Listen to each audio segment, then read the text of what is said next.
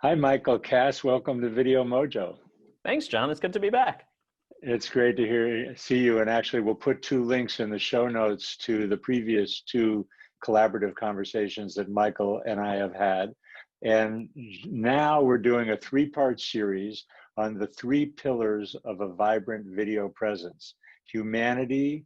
We're going to get into the technology and also into really Michael's expertise, which is story.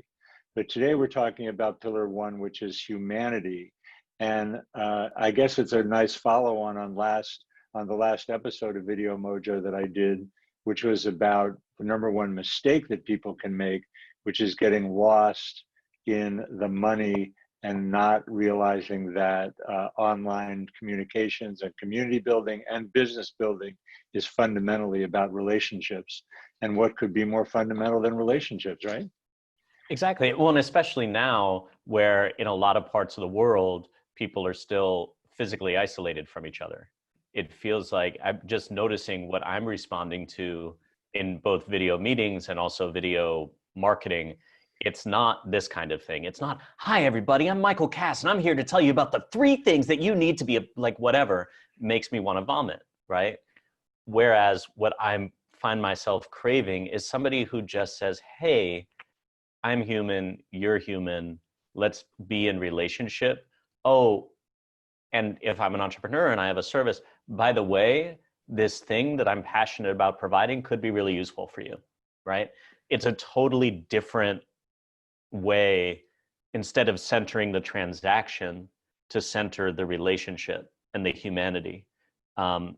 Creates a totally different vibe, presence, and impact to your videos. Yeah, I mean, I think people, as I said in the last episode, it's like people's bullshit meters are at an all-time high. And that when you're genuinely wanting to be of service and wanting to contribute some value, lead with value, as I say, people know that too. And I think that there's so many ways that we can be of service and be real human beings who are genuinely looking to build a relationship. I have an interesting entree for you around this, because I know in your work, which is about storytelling and can be easily misconstrued as the buzzword du jour or as another strategy if you do it right, all that craziness. You do things like breath work and helping people ground in their bodies. And I'll throw another link in the show notes. I really got a lot of value out of Tim Ferriss's interview with Elizabeth Gilbert.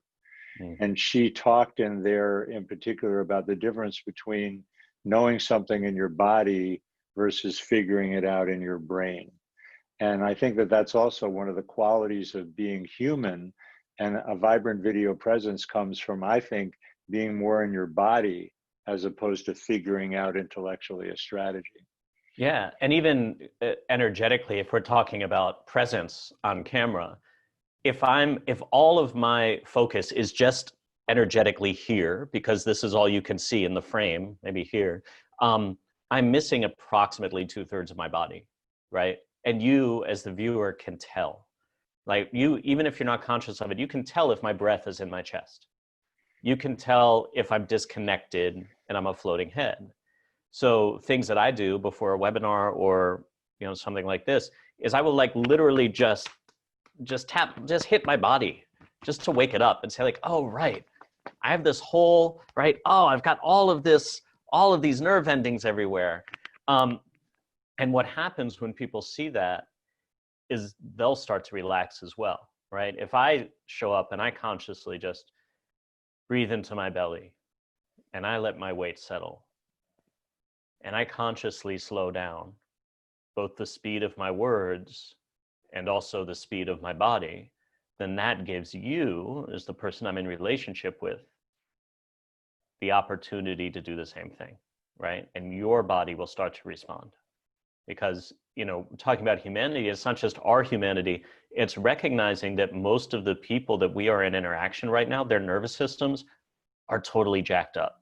It'd be remarkable if they weren't, right? Because everything's in chaos and our bodies don't feel safe for the most part, even if we know intellectually that we're safe, kind of to your point about Elizabeth Gilbert.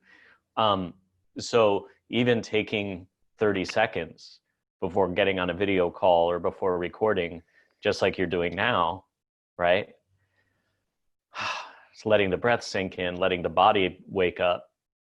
Suddenly, even without saying anything, you show up differently on camera. Exactly. And I love the practical suggestions that you're making there. And it also is bringing me back to kind of, we called this thing the 3 pillars of a vibrant video presence, and underline presence, because that, I think we are talking about the professionalism of being on camera, even though the technology is so casual and we carry it around in our pocket, or have it right here on a laptop computer. The idea of being present and not just offering value, but literally being with someone in a way that even though I'm looking at a little green dot, I know that's the camera. And I coach my clients in talking about being present. And, and actually I'll have a testimonial. Maybe I'll even be able to throw it in here with my client, Lynne Twist. I've been really served by John's capacity to sort of push me in the direction of doing more video. Video for me is wonderful. I love doing videos. It's easier for me than writing copy, or even suggesting that John and his team write copy, which they do very well, by the way. So I've been recently promoting a series of webinars about the current situation of the coronavirus pandemic and how to navigate this very difficult, unprecedented time, these challenging times, in a way that you stay whole and complete and in your soul.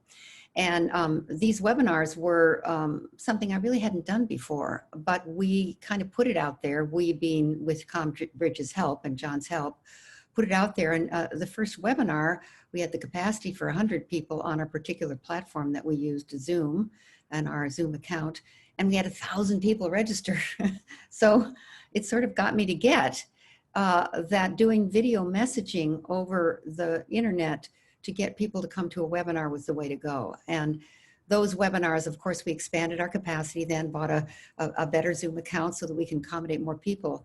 And through these webinars, there were 7 of them, no, I think 6, every Saturday. Our list grew really, really powerfully. And when I say powerfully, powerfully in numbers, but also powerfully in depth, in appreciation, because the videos started to be a kind of food for people who are already on our list, and a attractor for people who are not yet on our list. She originally was very resistant to this kind of technology.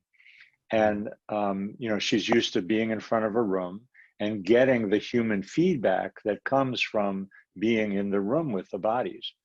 And she, through the webinars, really kind of had a breakthrough for herself and went, now when I look at that green dot, I can feel you, the people who are watching. I can feel that there's a community here. And that's an amazing leap to presence, I think, of knowing that looking at the camera makes eye contact the way it does when we have a conversation, right? You and I would not have a conversation and not look each other in the eye. Yeah, and it's not just sort of the technical element of looking at the camera. It's also really deeply believing that you are interacting with humans through that. So, right, even if you weren't here, and let's say I were looking straight at the lens, my relationship isn't with that lens. My relationship is about 40 quasars beyond the lens to actual human beings who are there listening or watching. What was that word you just used? Quasars, I made it up. I don't know what it means, but it's like a measure of distance. I don't know. Somebody smart will know. But like this idea, and also, right, noticing as I'm speaking that my eye is not on the camera. Because when we're in actual conversation with each other, I might need a thought. Okay, now I'm back, right? And so even things like that, actually being real and taking the space to think, it's not all about, if you think about you're at a cocktail party and somebody is just giving you eye contact the whole time, it gets weird. You're like, what are they looking at? What do they want? As opposed to checking in. Hey, it's good to see you. Yeah, that's a good question, John. Okay, now I'm back, right? Again, these little cues let people know that we're human.